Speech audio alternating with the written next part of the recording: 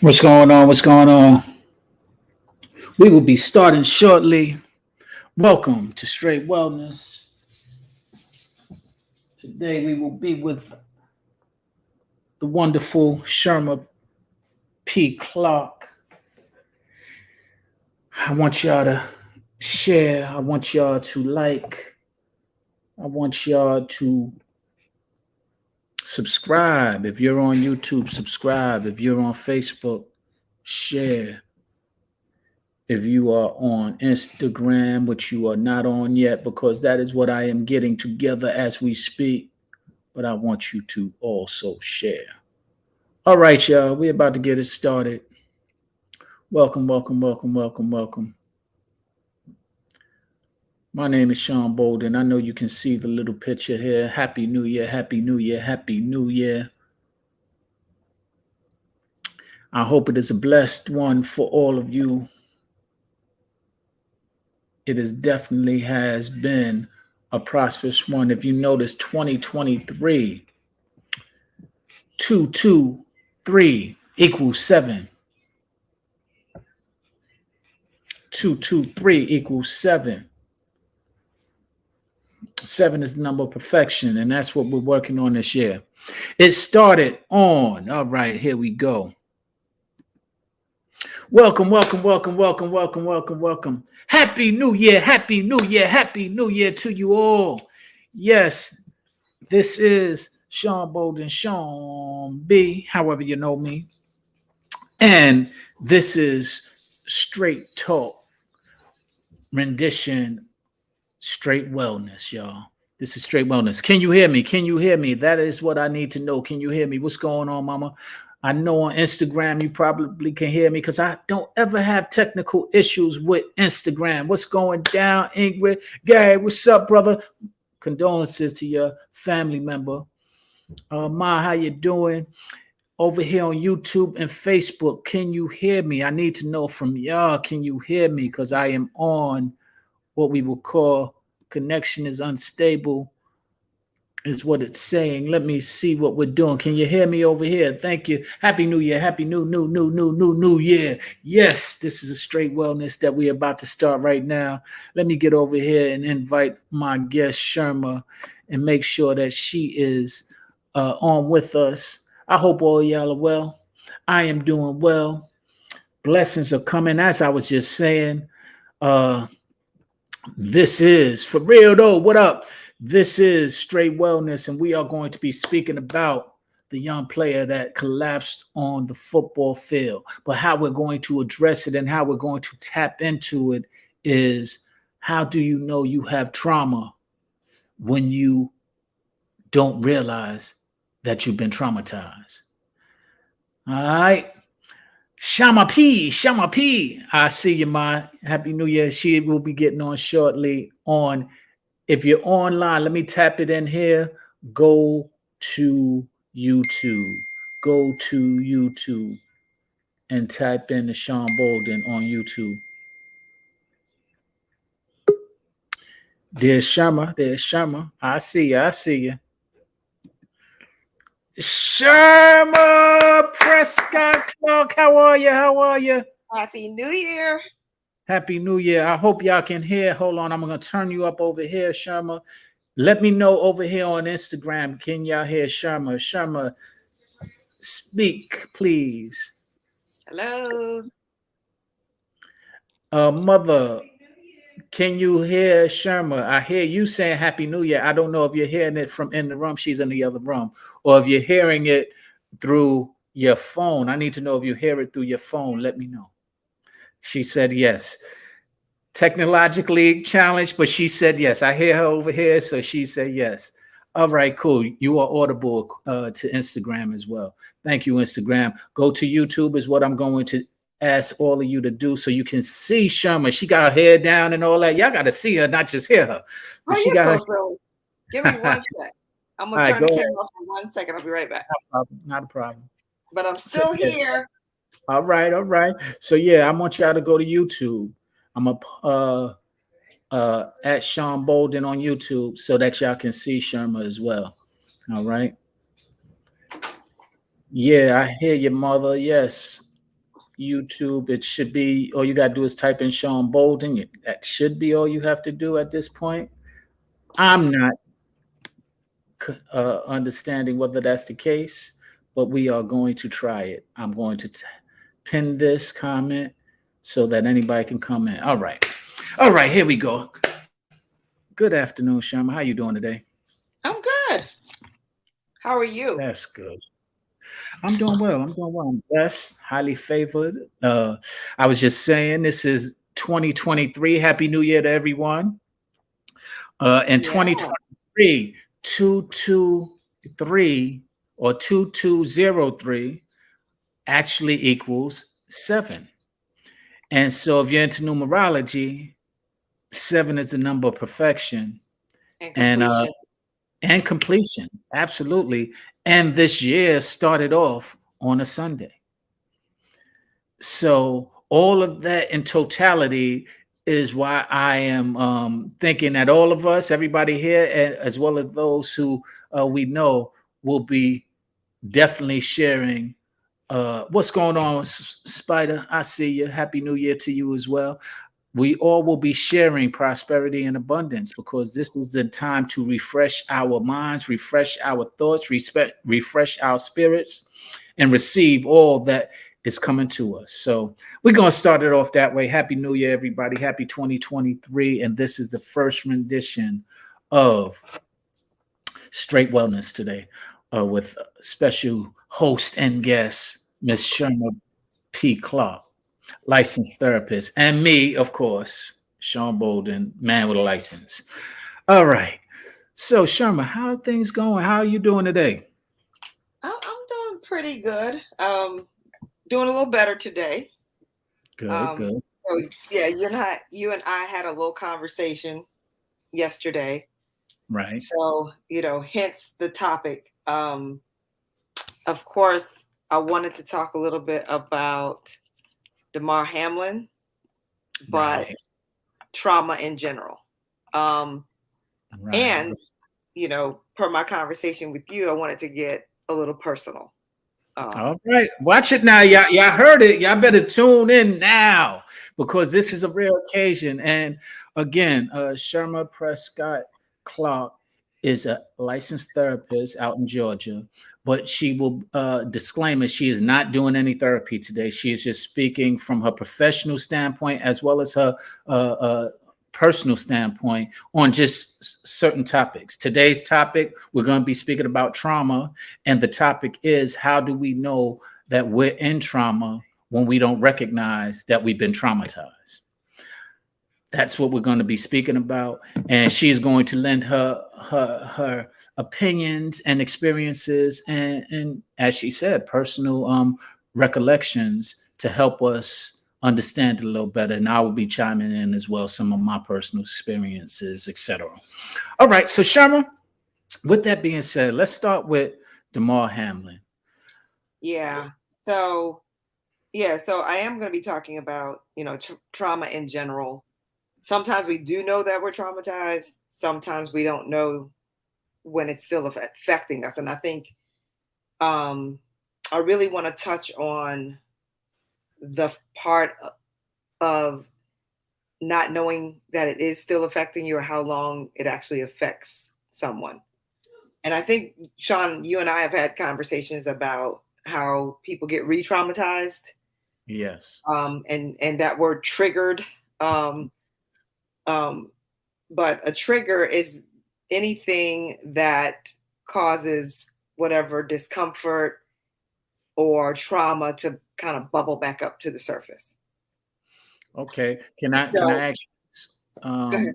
another word because there's starting to become a negative connotation on the word triggered, and Yes. I think it's unfairly being placed because what you taught me and what I have since been understanding is that being triggered is just basically unrooting uh, things that have been unresolved within you, Right. whether it's known or unknown. What it does is it's unresolved. But the reason why I think it's being negatively looked at is because it resurfaces something that might have been painful or traumatic within you. And so when you resurface, it's not always a pleasant feeling. It's often not pleasant at all. It's actually reminded of a time that you were really hurt, or something happened significantly. And the reason why it's even triggering or able to be triggered is because it's unresolved. So what are your thoughts? You can continue from there. I just want to. Oh no, absolutely. You're absolutely right. And you're right. The word triggered has become kind of a cliche word.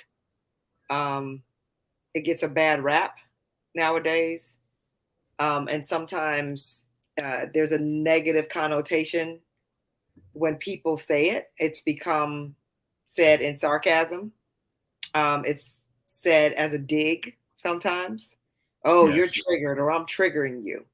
Um, and sometimes when someone is triggered, the reaction to the trigger is not always a pleasant, appropriate reaction always. Um, but it's kind of used anytime someone gets upset or someone loses their temper. So at times, it's become, as I say, the TikTok generation, has buzzwords. And so triggered to me has become kind of a buzzword. And it's not always seen as a positive thing. But to your point, Sean, it is the unrooting. And I like the way you phrase that, the unrooting of uncomfortable, um, unresolved feelings, memories, um, and experiences that people have had. So I want to talk about um, this week. I mean, my husband was watching the game with the Buffalo Bills when DeMar Hamlin collapsed. And I was just, he was in his office. I was just out in the living room. And so he yelled for me to come and see what was going on. So I ran back where he was. And naturally, he didn't think anything about it. He knows my history a little bit, but he really didn't connect anything to that when he called me over to come look. So when I went and looked, and then I kind of saw what was going on, I saw the playback. When they did the playback of the young man collapsing, it brought back a horrific and terrifying and horrible memory for me. Um, were you going to say something? I didn't know if you were. No, I'm waving to some of the people joining us over here Okay. on Instagram. So, Come over so to YouTube, yeah. yeah, so it brought back a really horrific memory for me. And so I told you that this week I was going to be more personal, but still talk about therapy, still talk about trauma, how it affects us. So when I was 19 years old, I went to Clark College, which is now Clark Atlanta University. Started when it was Clark College, graduated the first year that it turned into Clark Atlanta University. That's how I end up in Atlanta for school. Um, Anyone that has gone to college knows, especially if you go to an HBCU, those people become your family. Um, it's different than high school because you're on campus, people are living on campus. They're living with you, they're in your room, they're in your space, you're seeing them every day. So they become kind of like family. And so I was living in some upperclassmen apartments called the Clark College Courts. And there was a young man named Troy from Long Island, family's from New York. Salute. And I was friends with Troy's older brother. So this was my sophomore year. So freshman year, I became friends with a group of guys, and they became like my brothers. So Troy came in his freshman year. His brother was then a junior, and he was a freshman. I was a sophomore. And Troy Mm-hmm. was always with us. He was like my little brother. He was with me all the time. He was he used to hang out in my room because there was too many guys in his room. So he'd come to our apartment because it was quiet. His girlfriend went to Spelman, so when she'd come visit, they'd all hang out in our apartment. He kept his food in my refrigerator. From all accounts, he was a little brother I never had. Um, so one night, I remember a few things about that night. So Troy was with us earlier that day, and we were cracking jokes, and he was saying weird stuff, and he was like, "Yeah, when I'm not here anymore, You're going to realize that I was here to bring everybody together, help people love each other. And we're talking trash like, Negro, where are you going? You're not going anywhere. You ain't, just shut up or whatever. And we made jokes, and he performed in the talent show that night. But I noticed he was a little exhausted, and he had had mono prior to that over the summer. And this was just October. So we had only been in school for a couple months. And I realized that he looked exhausted. And when he was doing the talent show, he seemed tired. So I remember saying to him, I don't think you should go to basketball practice tonight. So they were trying out for basketball. This was, anybody that plays ball knows about Midnight Madness. So it was Midnight Madness where they start practicing at midnight. They have all these drills to do. So he opted to go because it was the last night and he had to do that practice in order to make the team. So he went to practice and it was late. And I remember having this knock on my door, frantic knock. Open the door, and I don't remember who it was. Two guys, I think they were his roommates, that came knocking on the door. So I was more annoyed, like, what y'all knocking on my door at 1 o'clock in the morning for? And they told me that something was wrong with Troy. And I thought they were joking. They were looking for his older brother because, he was my good friend, and his brother's girlfriend was with me because she was staying with me at the time. And they were adamant about us coming to the gym. They weren't joking. So we ran over to the gym. Right. And I climbed the barbed wire fence because it was chained up, jumped the fence, ripped my pants on barbed wire, ran into the gym with my girlfriend. And when I got in there, they were doing CPR on Troy. Wow. So Troy was doing, what I was told was he was doing drills. He was getting ready to shoot. And he just, the same thing that happened to DeMar, he just dropped to the ground and lost consciousness. And so they were doing CPR on him. I came in when they were doing CPR. And then they put him on a gurney, put oxygen on him, and wheeled him out. So we ran back, all of us, and, we were looking for his brother. Some of the other guy friends jumped in the car. Everybody kind of followed the ambulance to the hospital. When I got to the hospital, running around with my friend, couldn't locate anybody. And then I finally, there was some young girl in the hall. She looked like a teenager. And she looked at me and said, y'all must be looking for that boy who died. Wow. And I kind of looked at her, and then my friend screamed at her because she was like, you're lying, disbelief. So I'm like, nope, this is not happening. And so we continue searching, and then we found the room where everybody was in, and his coach looked at me, and I just, as soon as I looked at him, I knew. Just the look on his face. He kind of shook his head at me. So I knew Troy had died. So when this happened to DeMar, I realized, and I might get a little tearful, that all of that I felt that night came right back. And that tells me that I had unresolved trauma, pain, hurt, angst, sorrow. I was 19. Right. You don't know what to do with that at 19. And the unfortunate thing, which I'm grateful that things have changed, there was no help for us. There were no counselors at, I'm sure Clark had school counselors, but I didn't know. I'd never seen a school counselor. I only saw my dean or whatever when we had to change classes. No one came and said, are you okay? To any of us. No one came and said, don't go to class. No one called my parents and said, your daughter's not okay. No one did anything. And so we were just trying to survive. And I can tell you straight up, I failed that semester. I couldn't get my head together to focus on school. His food was still in my refrigerator. They brought back things that he had borrowed from me. There was a book that he borrowed from me that they brought back to me. um, I still saw his brother. So all the memories were still there. And me and my friend were the ones that had to go over to Spelman to tell his girlfriend that he died and to tell his cousin that he died that night. And so it was rough. And so I have, in a sense, had to figure out how to process my unresolved feelings um, this week because it brought all of it back. I still can see the pictures of it. And so when people have PTSD and they have trauma, it's again, I talked about that book, The Body Keeps Score.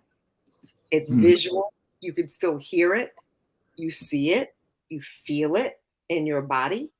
You have flashbacks about it. Some people dream about it. I didn't dream about it, but I can still see the pictures.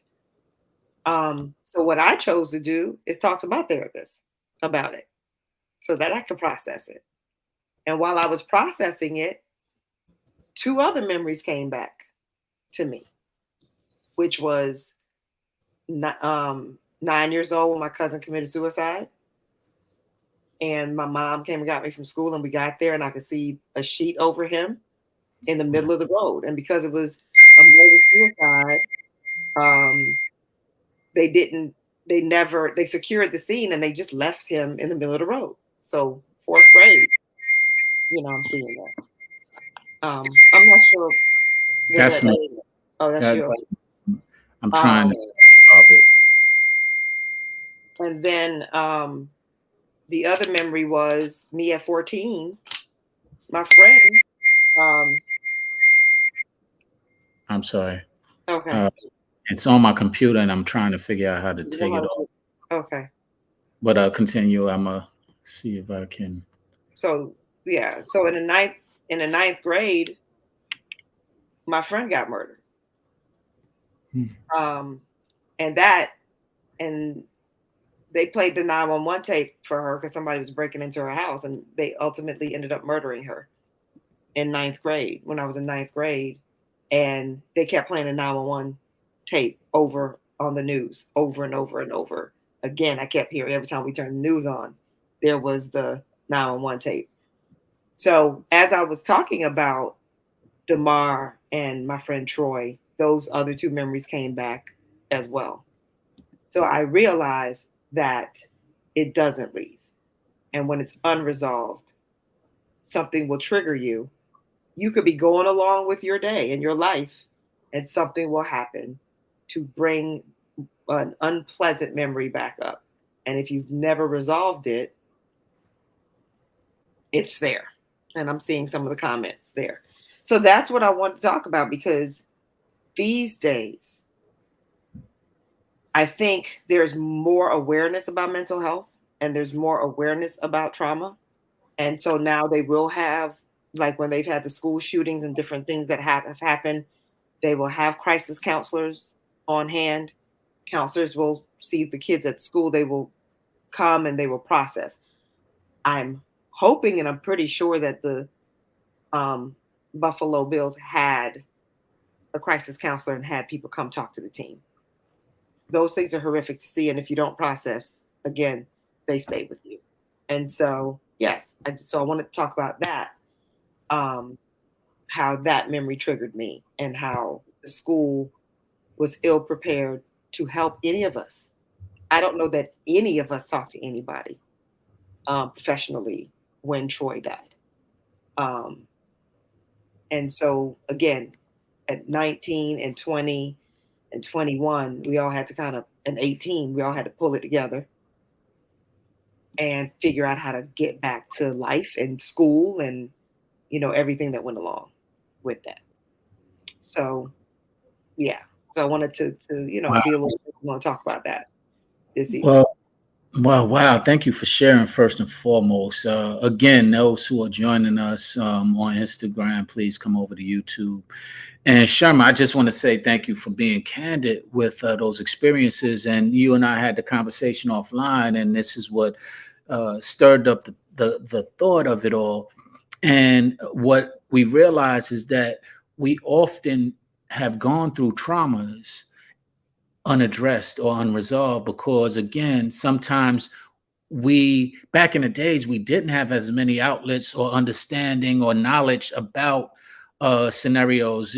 We spoke about how sometimes they didn't even ask you the question. Sometimes, they do ask you the question, are you okay? But the natural instinct is just to answer, yeah, I am, because you don't even realize that you're not. Oh, it's you know cliche to just say you're okay because people expect you to say you're okay. And I'm looking at Yusuf's comment here, that he was stabbed by his dad at age 2. Absolutely. He said, I've been dealing with no love since the age 2. And then his second comment was stabbed by by my father at age 2. Wow, Yusuf. First and foremost, sorry about that circumstance. And man, thank you for sharing it with us. And he then commented, I'm sorry, he then commented, it's okay not to be okay. Any thoughts on that, Shirma? I agree with him. It's okay not to be okay.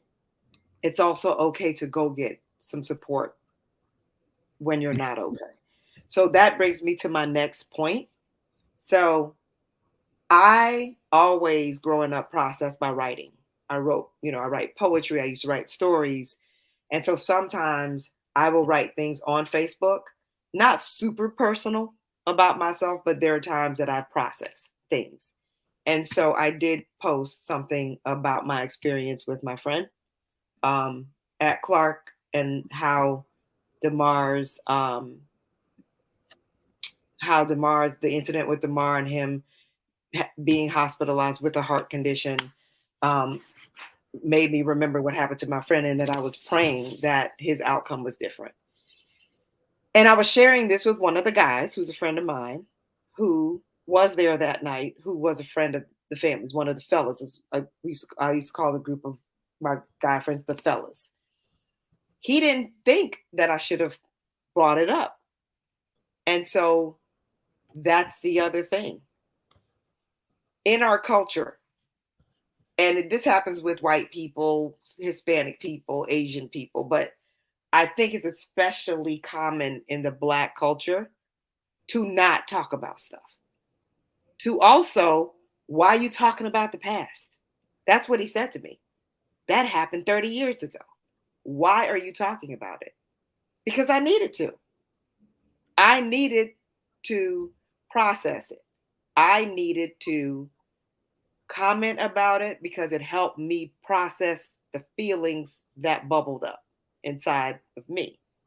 And so it's okay not to be okay, per Yusuf's point, but it's also okay to process it, to talk about it, and to go get help if you are having difficulty processing it, or if it's triggering and bringing up uncomfortable feelings, flashbacks, any level of discomfort, sadness, depression, anxiety, nightmares.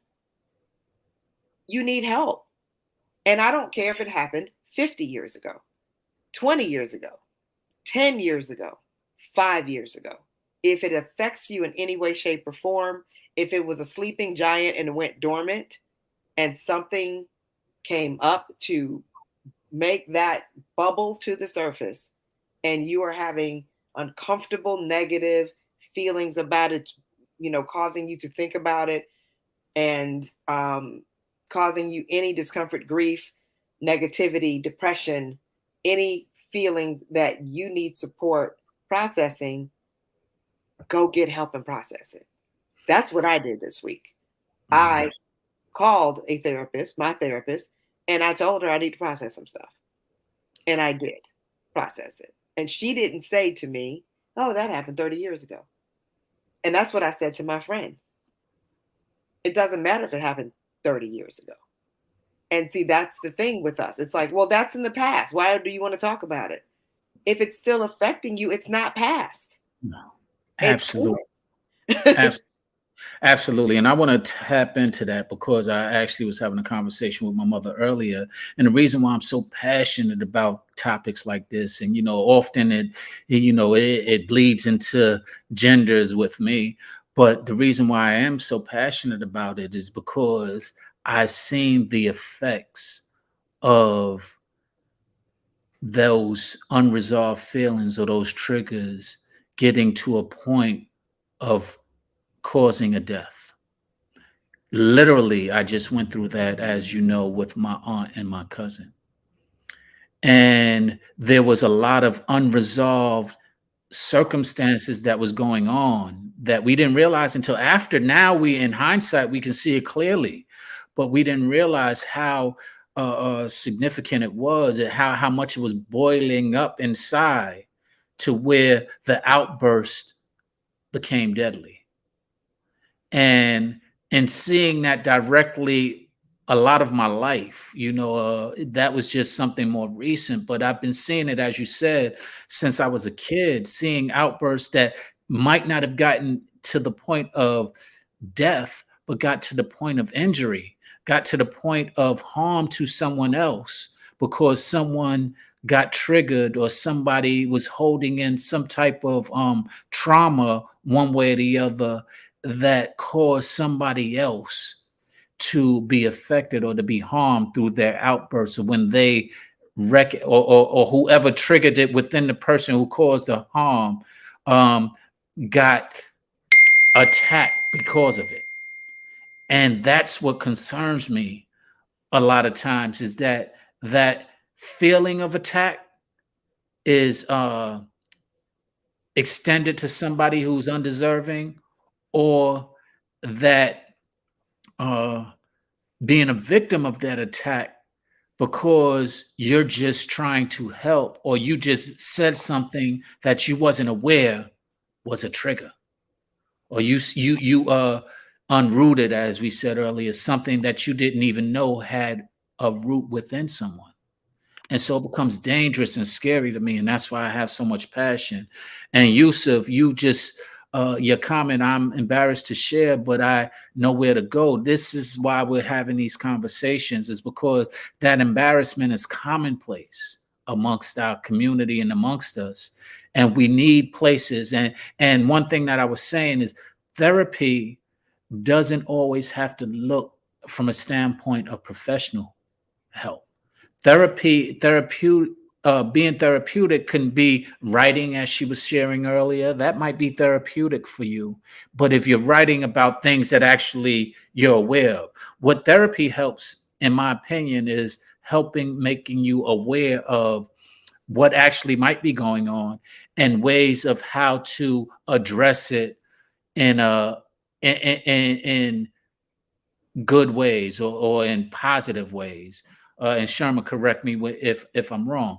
But I say that because therapy can, and did in the past, can come through possibly speaking with a tribe, or one of your tribal mates being a elder that you trust, or someone that can give you guidance.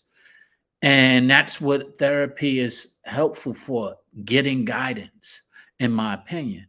And that guidance is helpful, especially if you're getting good guidance.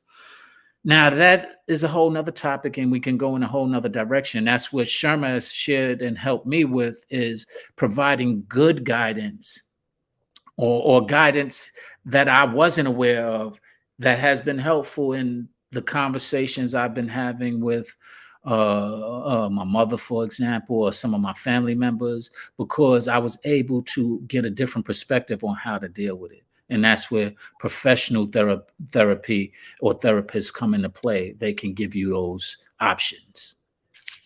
Yep, I agree. So,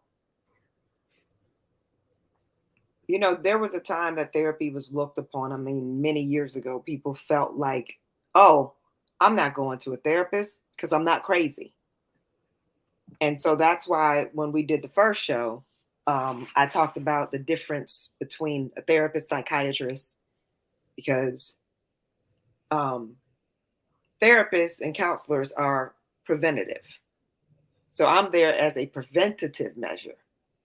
before someone ends up with a psychiatric diagnosis of, let's say, schizophrenia or bipolar disorder. Sometimes it's a chemical imbalance, it's genetic, and sometimes you get to a point where you can't work through things to the point where it becomes more and more and more serious. And I do feel that everybody benefits from therapy, and you don't have to be crazy. Most of the people that I see have trauma, they have anxiety, they have depression, and depression and anxiety is probably the most common reasons why people seek help. And they have anxiety for a number of reasons. It could be work, it could be relationship, it could be, family, it could be um, personal things, lots of things. Um, so, Sean, what you're talking about when you said it can turn ugly, and you're speaking of outward, my concern becomes when it is inward, when it's turned inward and people start to self harm. And that can look like suicide, cutting, drug use, so that whole self harming piece. So sometimes it's turned inward. And I see Ingrid said that she's had horrible luck with therapists. Ingrid, have your therapist been African American? Or have you tried both African American therapists and therapists who are Caucasian or other cultures? I'm curious about that because people do have, unfortunately, no different than doctors. When you say, "Yep, you've had both," I'm assuming you're saying you've tried both. And I'm sorry that you've had that experience. No different than doctors. I've been to doctors that I didn't have a good experience with. So there are therapists out there who are not great and who may not be a good fit or may not be competent or maybe a lot of things, but no different than any profession you will run across. Um, okay. So the one that was Indian, did you have a good experience with her?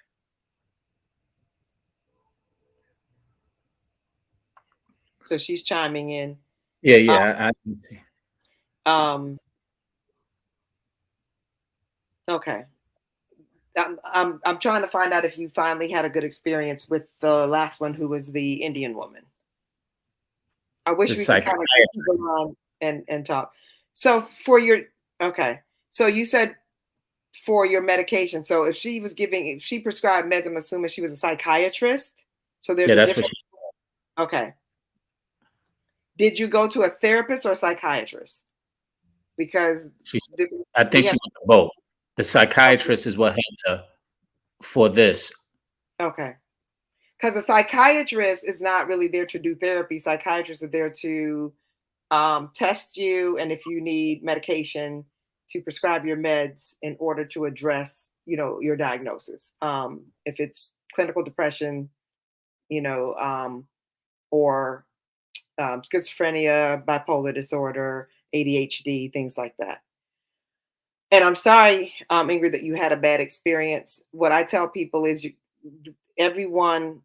Um, okay, so you gave up on 33 trust. Gotcha. And I'm sorry that you had a bad experience.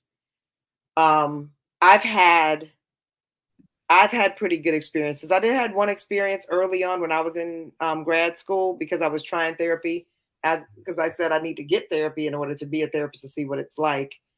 And I had a Caucasian woman who was a housewife, so to speak.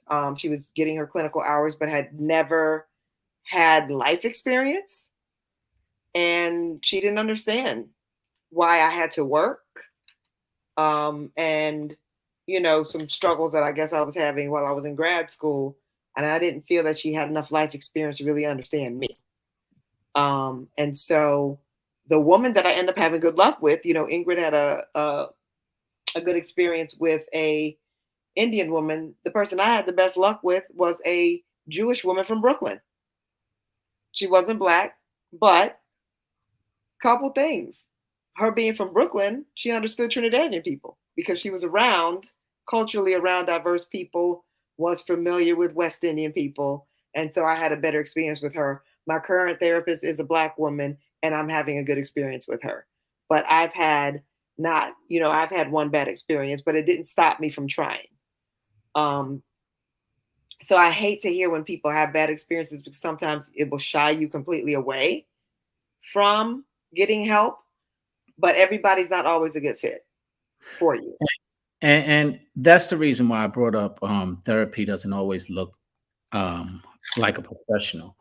And because, in my opinion, a therapist is only as good as you are able to open up to them.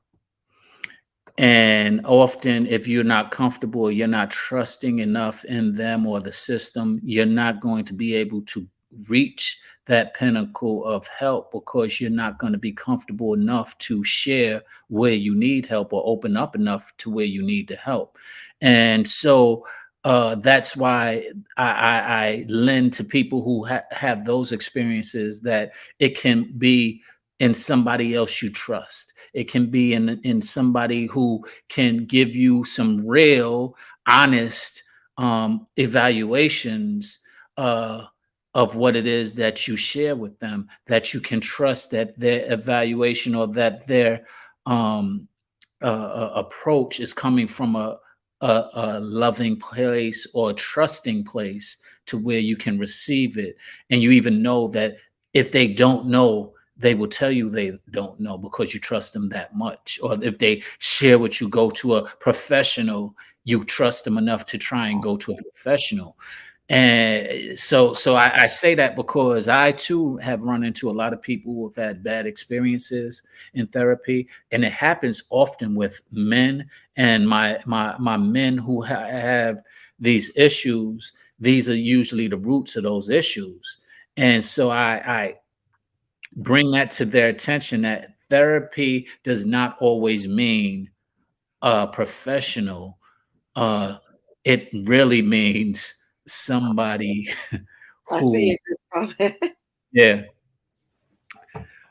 So yeah, that's why I share that because I speak from a male perspective, and often men and women have different perspectives when it comes to therapy for a lot of different reasons. Our upbringing, of course, um, our what's been rooted in our belief systems. A lot of our belief systems arguably cause us to have trauma.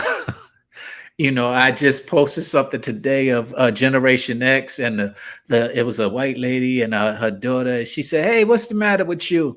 And the daughter said, "I got an issue because your ass didn't da da da da." And then you saw it flash out, and then it come back in, and you see it coming back in the frame. And she said, "Oh, okay, there you go.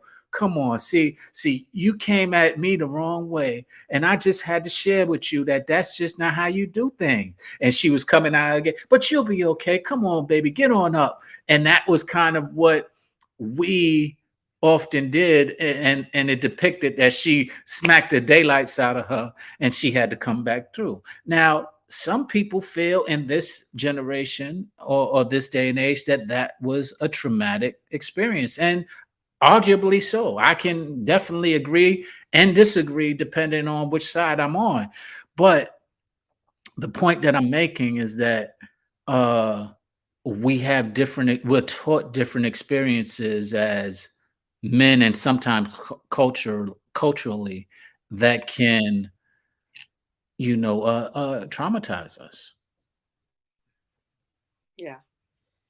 And so, I mean, I wish I could have a conversation with Ingrid because I'm curious as to what the bad uh experience I would invite you. but, Thank you, but, Yusuf. Go ahead. what, I was going to say but, I what I can was, invite you, Ingrid. If you would like to come up, I will send you over the link. You just let me know if you're willing. You don't have to be on camera if that's something you're concerned with, but you're definitely invited to come. but I will say this. Um, I'm always curious to hear the experience because yes, people are going to have bad experiences, and I do look at all sides of things, and sometimes I wonder, because I know, like my personality, I'm very nurturing, but I could be a little tough. But I don't always tell people things that they want to hear. And I've had clients that I suggested things and I got pushback from them. And it never changed my mind in regards to um, the way I perceived it or my diagnosis or what I felt they should do or how they should manage things. Um, did they always feel that that feedback that I gave was necessary, or was it always accepted? No. So, one of the things that I've learned to do is meet people where they are. Um, and so everybody's not ready to hear or receive what I'm offering. And so I have to know when to say they're not ready to receive what I'm saying and kind of meet them where they are and hope that one day they open up to, to the direction or the things that I and the things that I'm saying and the feedback that I'm giving. And, Um, and it's funny you say that because that's what's therapeutic to me. I need to learn that. I don't know how to let go. I will beat a dead horse until it's dead, and try and bring it back to life, and then beat it again. yeah, I Um, see Ingrid saying that she was disconnected from the therapist who did not follow up. right. Um, with my clients, if I don't hear from them, I might reach out and say, hey, just checking on you. Um, and people do disappear on me, and I'll do that. But we have this kind of thing where I have to allow people to come back to me and let me know if they want to continue. I remember someone told me that they wanted to discontinue services once, and this was before I was working with the agency, and I was doing some things on my own. And I remember my husband was asking me like how many clients I had, and I said, well, I had one that said she no longer wanted to continue, and he said, did you ask why? And I said, no, because we don't. Because me asking why is kind of a boundary thing. If someone chooses not to have services from me anymore, then they just choose not to have services. If they choose to share with me why they're leaving, um, then I allow them to share that, but I don't pry, and I don't pry, and I don't kind of inquire, hey, why are you leaving? It just we allow them that space to move on. I'm not the best fit for everyone. And sometimes it's a lot of reasons. Sometimes it's financial. Sometimes they feel like they've resolved the issue. Sometimes they don't want to deal with the issue. Sometimes I'm not the best fit. So I've learned that over the years. So I see Ingrid making gotcha, Ingrid. So I think sometimes we all can you know all Yeah. have to learn that. And I'll say this before, because we got about 12 more minutes before we're going to wrap it up. But I will say again, Ingrid, and anyone else, I did put the link in the comment section. If you want to join us, there's a link in the comment section.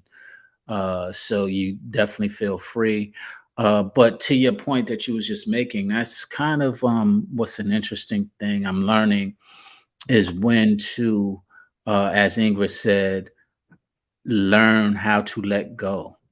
That's my biggest challenge when it comes to a lot of things. And I think spiritually as well as mentally, it's challenging for me. You know, I'm learning how to have more patience, how to have more discipline. I'm learning through these conversations that I have with you and others.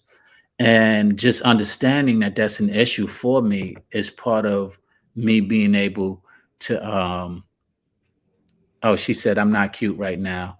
All right, I got you, Ingrid. And I'm learning, just hearing and recognizing that it's an issue. And that goes back to the point that we were making. How do you deal with trauma when you don't know you've been traumatized? Recognizing it is a very difficult thing. That self-infliction, as you shared with me some time ago, is difficult to do. Do you have any pointers on how we can better uh, do that to where we're able to embrace it or even identify it or recognize it when it's either normal to us or when it's something that we just don't know, but we're not in denial of, we're just not aware of. I don't know that people are unaware. I think that I think where the unawareness comes is not knowing the magnitude that it affects you. Because I mean, I knew that my friend died, and I knew that I had another. I knew that my friend died when I was in ninth grade, was murdered. I knew that my cousin committed suicide. I knew that my friend died when I was a sophomore in college. What I didn't know is sometimes you don't know the magnitude that it affects your life. Um, and I think that sometimes, unfortunately, you know, I hate when people have bad experiences with therapy because kind of that's how it's unrooted. Um, Sometimes you're raging and you don't know why you're raging. Sometimes you have walls up and you don't let people in and you don't know why. Sometimes you don't, you're afraid to take chances in relationships or in life and you don't know why. And so it's really sometimes looking at why am I afraid to do this and why am I guarded about this and why do I get defensive about this and really looking at what is the reason that these things have happened to me. Um, Therapy does help because you're processing and you're talking about stuff. And so sometimes what I like the most is when I'm talking to people and they have a light bulb moment and they have a revelation. And I've had some myself like, oh, wow, this is why this happened. This is why I do this. Um, so I think it is difficult to know, but I think the biggest thing in our community is we don't talk. Community has communicate almost in it. We don't talk, we don't share. And it doesn't necessarily have to be a therapist. But to your point, Sean, I think that as we've gotten older, we've lost that sense of community also. Because in the past, the pastors were more like the therapists. We had pastors that we talked to. We had, Big Mama. We had people in the community. If it wasn't your parent, it might have been a parent, your, your Wow. parents, your parents' friend or somebody you trusted or an uncle or big sister. So the way you have revelations is to talk about it. And Ooh. as you're talking about it, you have epiphanies and light bulb moments and revelations and go, oh man, I didn't even think about that. I've done that so many times. And even in therapy, I've gone, wow, I didn't think about it. But guess what, Sean? If I wasn't talking about it, You, I would have never you had like triggered. I'm sitting here so excited because you just triggered something as an MC. It just hits me. Or you said community. We need to communicate. Community has a it has the word communicate almost uh, uh, designed within it. And that is a very significant point. We don't have community anymore because we don't communicate as much anymore. And the reason why is a plethora. We don't communicate to the pastor no more because he became scandalous to us and he became, some untrustworthy. We don't speak to Big Mama because Big Mama sometimes just ruled in her authority and didn't want to hear anything. We don't go to our brothers because we're embarrassed. So there's a plethora of reasons why we don't communicate anymore. But your point of communication is necessary, and the parallel between the word communicate and community just hit me like, wow. In order to reestablish our community and rebuild the trust, we have to communicate. And man, I'm glad that you shared that because I'm going to run with it in 2023. Community, we need to communicate. And you're right. That's why a lot of the conversations, albeit difficult at times, and I will say it again, these conversations are not going to be easy. We need to learn how to communicate without being offended through through the process of communication. If it's somebody we trust and love, we got to revert to that when that offense comes in, that it's somebody we trust and love, so But that we it's not coming off right. And offensive. so, Sean, and on the other side of that, we have to our community, we have to learn to be not to stop being judgmental about people's I'm gonna obstacles. push back on that though. I'm gonna push back because Well, judgmental is hold necessary. on, Sean. Hold on, because hold on. Go ahead, go No, ahead, go ahead. because how is someone going to be vulnerable with you? They're not coming again. People, we just talked about people being embarrassed. We just talked about people being afraid to be vulnerable. If you're going to be vulnerable, it has to be received. In our community, we have this again, things have gotten better. Things are getting better in regards to people being open to therapy, people being open to the fact that people have mental illness, to the fact that people have depression, they have anxiety, they have things that they are struggling with. And I'm going to get back to Ingrid's point because, Ingrid, I did see what you said. So I'm going to get back to your point. But what I'm saying is, you have to have as Dr. Phil used to say, there has to be a soft place for you to fall. You can't go and be open. And that's why men don't do it. Because if you're open and you're called weak and people say, suck it up, or people want to turn back and judge what you're doing, saying how you're feeling. And that's the problem. Within our community, Hispanic people go through some of the same stuff. I'm Black, I'm West Indian. We don't talk about our feelings. Why you talk about that? It's seen as a weakness. And that is why people don't feel safe doing it. That's where I come in as a therapist.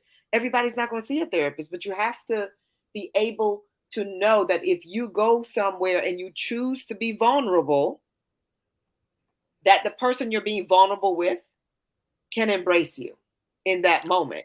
The time to judge it is later when the person is not in a vulnerable place. Maybe you can come back and talk about it when they're more stable and they can receive it.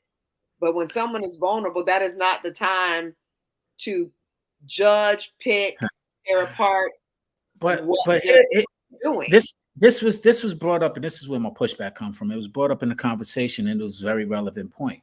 How do you know when you've been healed? You don't know in therapy because the therapist is taught not to be able to express that. So you go That's to a not true. regular.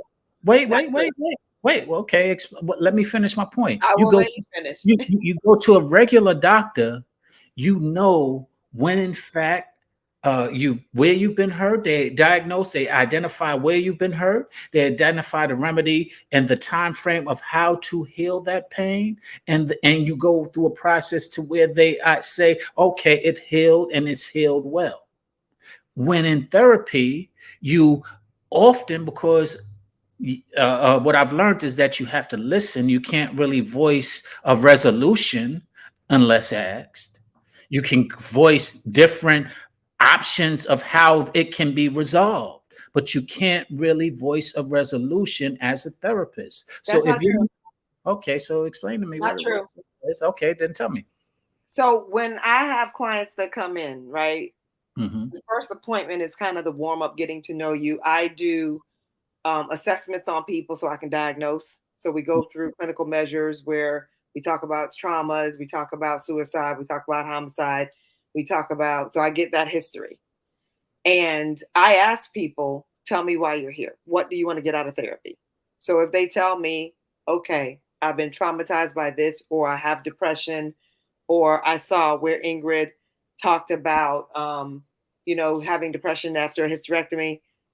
Um, what we do as therapists is we set up what we call a treatment plan. A Hmm. treatment plan is no different than a doctor's diagnosis.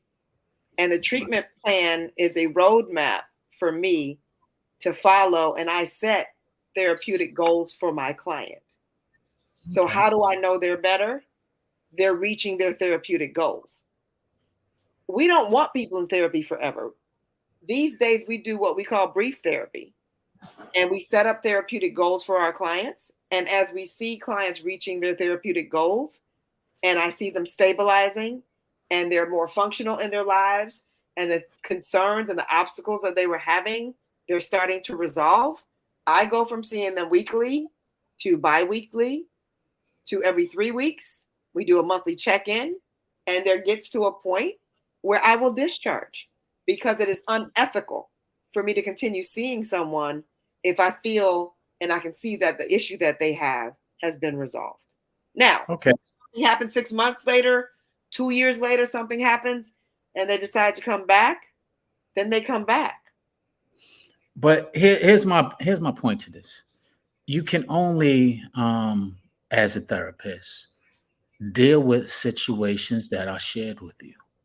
What about situations that they did not share with you? With in other medical fields or other fields, they can actually do or look into other things that you might not have been aware of. Y'all can't really pry into that. And correct me if I'm wrong. That's what I'm referring to. You can't really pry into someone's life. You can only wait for them to share it with you. If they're not sharing or open or aware to share certain things, you sometimes cannot give them any resolutions, and this is the reason why it becomes a little, I challenge it at times.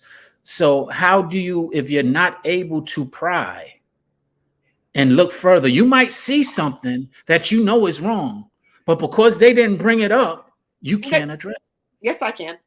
Okay, well, And I I'm do. sure No, creatively, I'm sure. Go yes, ahead. I can. Yes, I can. And I do. Now, sometimes they go, okay, yeah, and they'll admit it.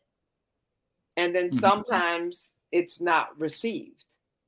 Um, there are things that I notice, and I've said that. I've said, well, Sean, I kind of notice that you're pretty closed off about getting feedback.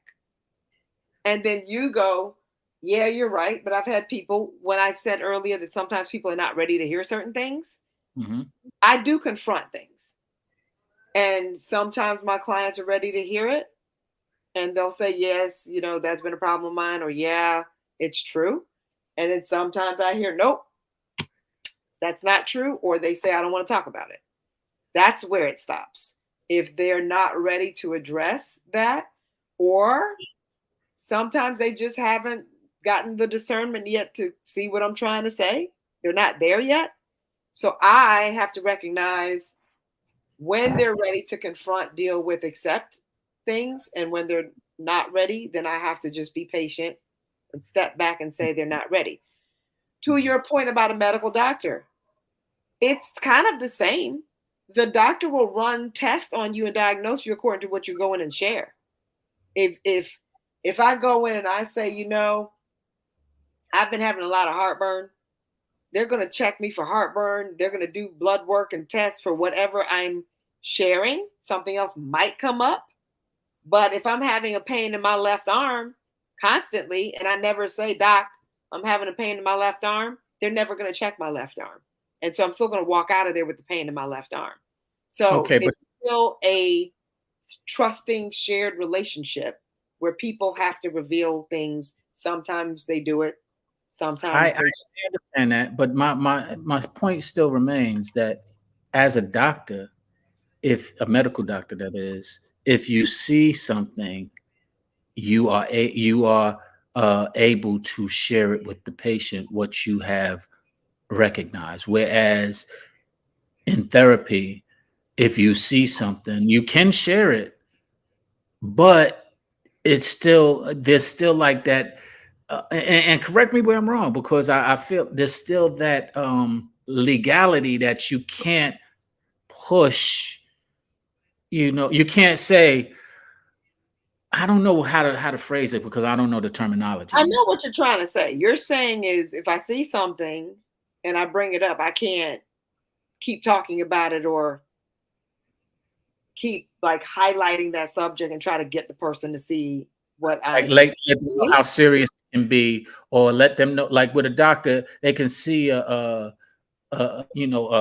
something in the X-ray that might be cancerous. They can say, "Hey, this is what I see. This is what it could be. This is," and they can go further and further and give them a lot of assessments. Now, it's still up to that patient to want to have the surgery or have it looked into further, but it seems like a doctor has more liberty to be able to discuss what they feel, and even precautions, resolutions, and or harm that it can cause you. Whereas I feel like you guys are limited at times because of how it's designed on your practices or how it's taught. And correct me if I'm wrong. It depends on the situation. Hmm. So it's more of an ethical issue than it is a legal issue. Hmm. I have to look at the fragility of someone. So what I mean by that is if someone's an addict, I can and have said, if you don't stop, you're going to die. If I have someone who's OD'd once or twice and they're still using, I'm allowed to say, if you don't stop, you're going to die. I'm allowed to confront and say, you've already OD'd twice. And if you continue doing this, you're going to die. And that's about all I can do. They have to choose to get the help that they need or not. I can confront issues, but I have to look at the fragility and mental state of someone. And so if someone doesn't have the mental capacity to embrace what I'm saying, no different than a doctor, we have a do no harm oath. We don't Hmm. hold our hand up and take an oath, but part of our commitment in our practice is to do no harm. And so if my client is not in a mental state and in a vulnerable state and they can't receive what I'm saying, and even if I know it's right, I can cause them more damage mentally and emotionally by pushing something, I choose and have to choose not to do that. And I, that's what I I we into I things. agree with that. I agree with that, but that's part of where my pushback comes from, because the ultimate of what can happen to a person who chooses not to receive it can be harmful and detrimental to not only themselves but to others. And that's where it concerns me, because I'm like, yo, if it's harmful to yourself and you don't want it, cool, no problem. But when it becomes where you can be a threat to someone else because you're reacting, or you are refusing to acknowledge what it is that the issue is, then it becomes a problematic to society and or people who are around you, family structure, etc. And that's where I kind of I feel like you guys sometimes are handcuffed, because if a doctor sees it, for example, yo, this is going, I'm doing it whether you like it or not. If you're in harm's way to where you're going to die, they're going to, and you're in their presence, they have to go ahead and try and resolve it. If you're sitting But there they bleeding, don't, Sean. But a okay, doctor doesn't. A so medical if doctor can say you have cancer and I recommend you get chemo. If you that don't want that's to get chemo, if you don't I want to take no, the we're talking medication, about chemo. you're If not you going to come take in the there, medication. if you come into a medical doctor and you have a hole in your neck and you say I don't want to get treated, that doctor's still going to treat you. No, they can't. You have a Okay, right to refuse treatment. You have a right to okay, say no. Now, is it stupid? Is it okay. is it stupid? Is it irresponsible? Absolutely. But even in that case, you have a right to refuse treatment. You sign documents basically saying if you're going to get, for them to, there's consent to treat that I have to get people to sign. There's consent for treatment that you have to sign when you go to a doctor. But at any point, if you read the paperwork, you can you can reverse your consent at any time with Oh, absolutely. me, Yeah, with I a, understand that. with a medical doctor as Hmm. well. But this goes back, and I'm going, forgive me, but I'm going to have to be me because I am a therapist, but I'm also your friend. Uh-huh. So this goes back to your need to force things, or your need to not let go, and you got to get people to see it. So you struggle with that because that's who you are. When you I see when you see something that you feel is right, you want people to embrace that. And no, you have a that's hard not time true. getting them to. That's Not true. Well, When I see, let talked me about it share. on the show. Let me share. I know, but it was untrue. And what I see, when I see that it's harmful and it's possible where it's going to be harmful to someone else other than yourself, yes, I have a compassion to tell you, yo, stop. And I don't care what you feel because you're Yeah, going to harm someone else and but someone else. I get it, but you also have to let it go if that person is unwilling. If it's not something where the person's going to get arrested, They are. also, I mean, You're right. but we're talking about a different scenario. But when we talk about like re-traumatizing people and you wanting them to see their point, or somebody wanting someone to see that point, that's where you can I give agree. them, you can show them the light and give them the information, and I then agree. you got to let it go. And I have been. Because And I they're have not been. always able to receive it. So as a therapist, that's all I can do. Hmm. But therapy is also a very slow, patient process. And I sometimes have to be patient myself with my clients if they're not there yet. And so next week we come back and we try a little bit more, and the next week. Ingrid, what do you agree to disagree about? No, she's saying that you can agree to disagree. She was Oh checking yeah. Oh me. yeah, we're friends. We Ingrid, And me and no, Sean, no, me and Sean no, been she's not contact talking for about you over and 20 I. years, so we agree to I, disagree a lot. I don't think that she's talking about you and I. I think she's specifically talking to me that I need to agree to disagree.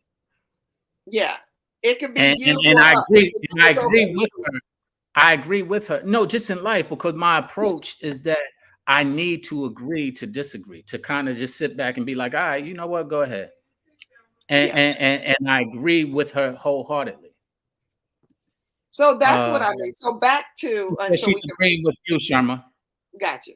Thank And you, that's Ingrid. my point. But I sometimes knew people she. agree, but some people are going to agree with you, Sean. But back to what we were talking about before. Um, Mhm, the whole point that, just to wrap up, and then Sean, you can chime in and give your points.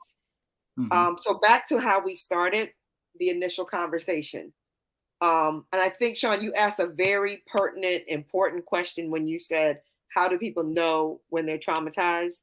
The way you know is um, the memories come up for you, the feelings come up for you hold yourself back, you limit yourself in some way because of your past experiences.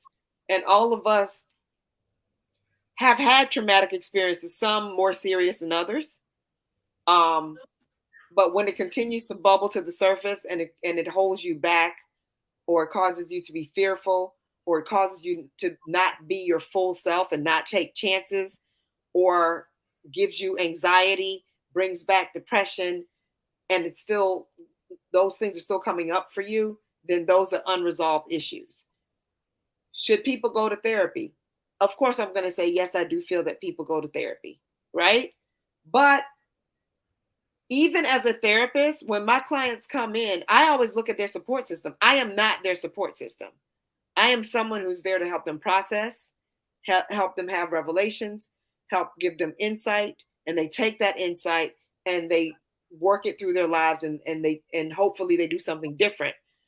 The one thing that I always talk to my clients about, and good therapists will do, is who is in your community? Where is your support system outside of me? Whether it be your family, your friends, your teammates, your colleagues, your teachers, your pastor, your church members, your girlfriends, your guy friends. You have to have a support system. Yes, I recommend therapy, absolutely. And then beyond therapy, you have to have a support system. And that's the community part that, as a Black community, we've gotten away from having mom and them and, the neighbors and the friends and the family members and the extended family and that whole community that we had that lifts us up and help support us through things. And so we have to return to that.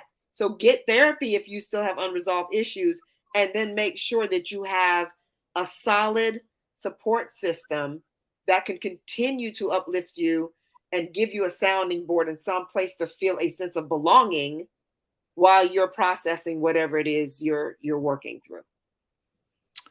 Great points. Uh, my closing comment will be, to your points, I agree. I happen to be part of that uh, support system, and that support system is faltering because there are too many people, as you said earlier, and this is why I push back on judgmental, because there's a fine line between being judgmental and being constructive. And unfortunately, that fine line is blurred. And as a support system that I am to be able to provide, if you cannot see the difference between the blurred line and the clear line of judgmental versus constructive, we still have an issue, no matter how much therapy you got. And that's where the support system right now is being destroyed, because that trust that someone is feeling attacked simply because they're being told the truth. I literally, right before we got on, looked at this Joker, the little boy. You might have seen him with a little boy and his mama. He's saying, "You want a skinny girl?" And the little boy said, "Yeah, I want a skinny girl." And she said, "So what do you think of mama?" And he said, "Well, mama, I love you." And he diverted, and then he said, "Well, I'm saying, I know you love me. You don't got to tell me you love me, but what do you feel?" He said, "Well, yeah, you kind of big. You kind of fat. You getting kind of fat. You getting kind of big." Now, had he said that as an adult, he would have been canceled. And the whole thing is that because the judgment is what it's called, instead of it being considered constructive. And that comes from within the person, not from the person who was speaking it. And that's where we have a lot of blurred lines right now. And where me, as being that support system and that counsel, I address often, and it's challenged and pushed back when somebody is feeling a certain way. And my 2023 is facts over feelings. So I get you. The one thing I'm going to say is your truth may not be someone else's truth, and that's the problem. So Yeah, you're sometimes right.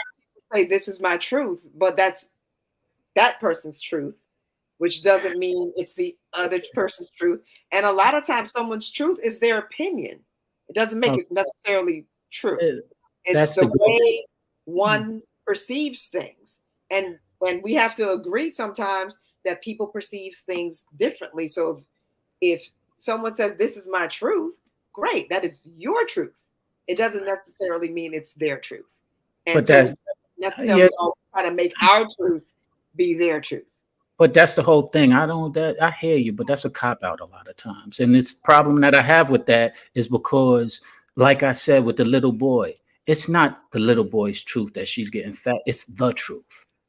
You Well, are you are well, wait. You are getting fat. Ma, you getting a little big, is what he said. You are getting a little fat. So what she's comparing it to is when she was skinny, not societal, not anything. He's looking at it very clearly, and listen to the young boy whose only logic can be, I'm sorry, whose only advice can be, hold on one second, or come in, who only advice can be, listen to the little boy, because his only sense is common sense. He's only being honest. And what happens to the point, and why I say it's sometimes, it's not always an excuse, is because honesty is not what they want to hear. And they know it, like you said earlier, they know it. They know they put on the weight, or they know they look a certain way, or they know, and they don't want to admit it. And we just continuously give the pass to make them feel better. And I don't agree with that. so I would say in certain scenarios it's cut and dry, like that scenario, right? But then I ask, and this is going to a whole other topic, and then we're going to close because then we end up getting on another topic. But why is it? And I'm going to be blunt with you, Sean. Why is it your business to tell anyone unless they're asking you for their opinion? Let me answer, because that's what communities do. And that's what we do to resolve. And that's how we get balance. And if we want balance, and that's the overall thing that I want, is the balance of the structure. And that's what we do. That's what this society has been built on. That's what this country, this world has been built on historically forever. All the successes have come through that. And that's why we give balance to each other. And it goes both ways. It's my business because your business becomes my business when we're a community.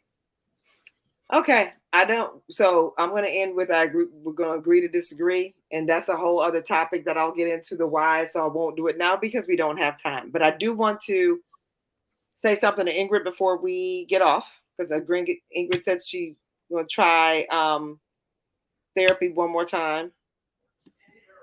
Um, Ingrid, look at Psychology Today. When you're looking up another therapist, we all have bios. So look at Psychology Today, and you should see the bio of each therapist that you're looking at.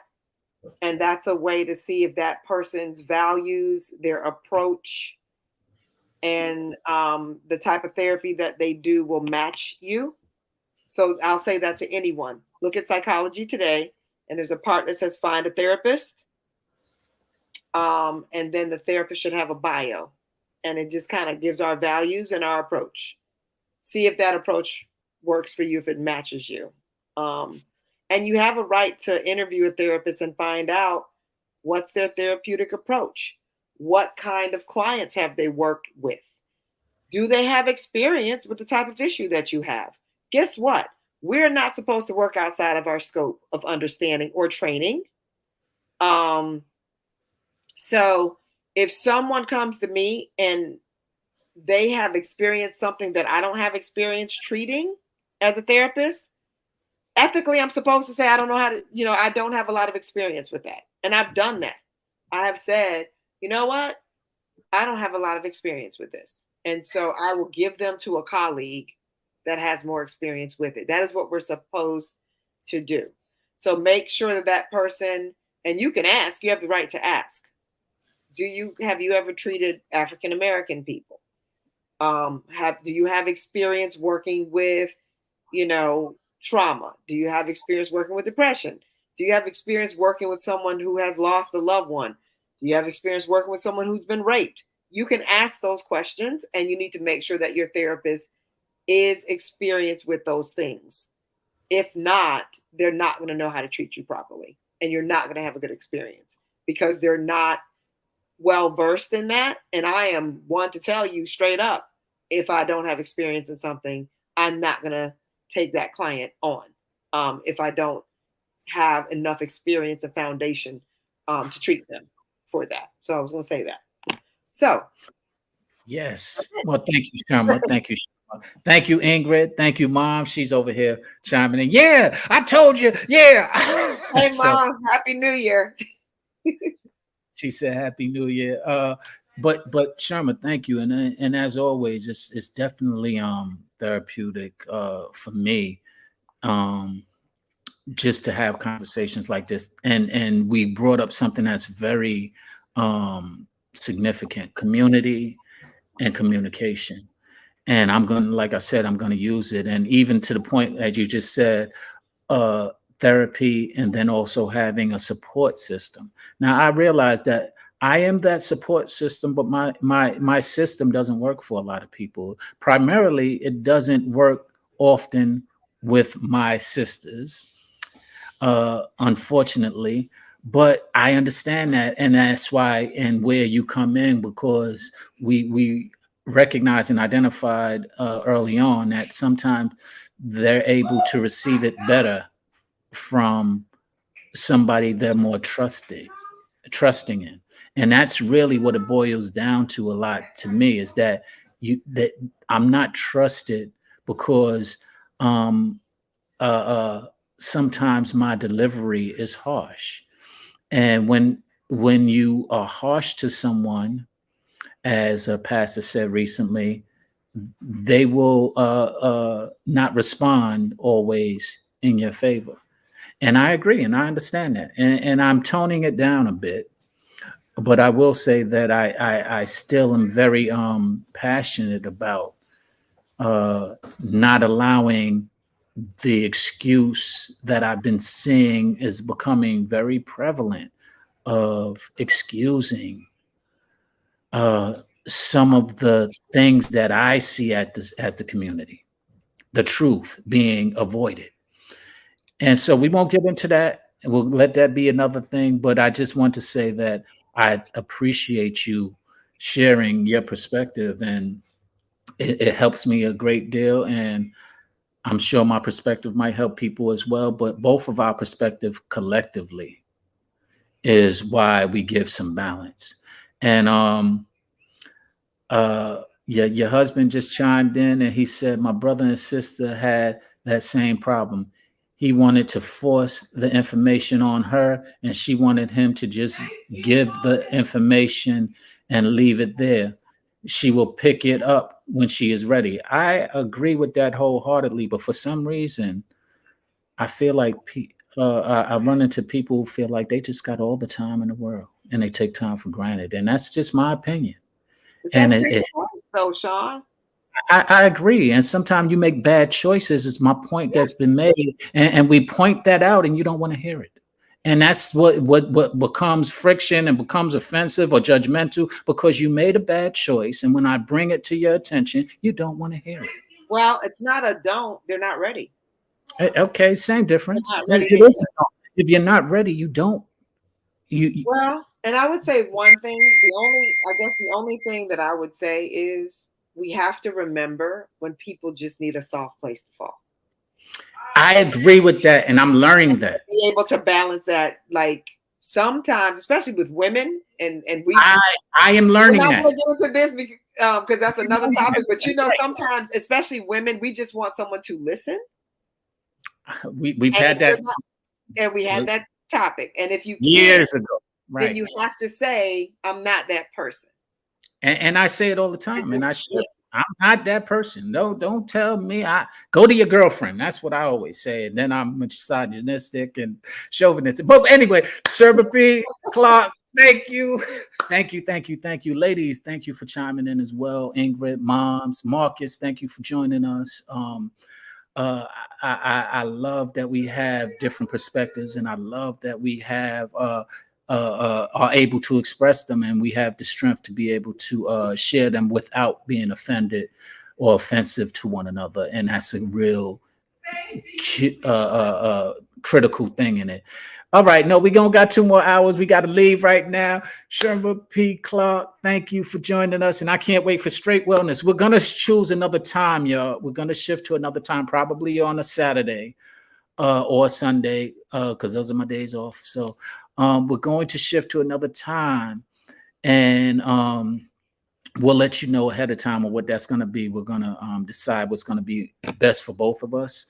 But we want to continue this for 2023. We want to continue to have conversations that we can be your community or your therapist or your community, men, women, men.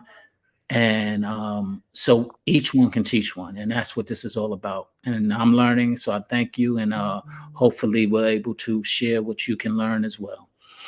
With that, I'm going to say peace, love, hair grease. And thank you again. And to those who missed it, yes, we did say our topic was how do we know we've been traumatized?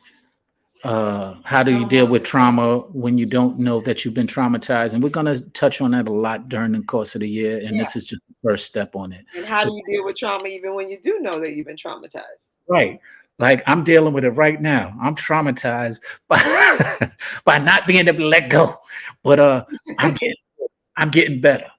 But thank you again, ladies and gentlemen. Thank you for joining us. This is Straight Wellness featuring Shirma P. Clark, licensed therapist, and Sean Bouldin, a man with a license. And we thank you for joining us. And we can't wait to see you next week and throughout the rest of the year.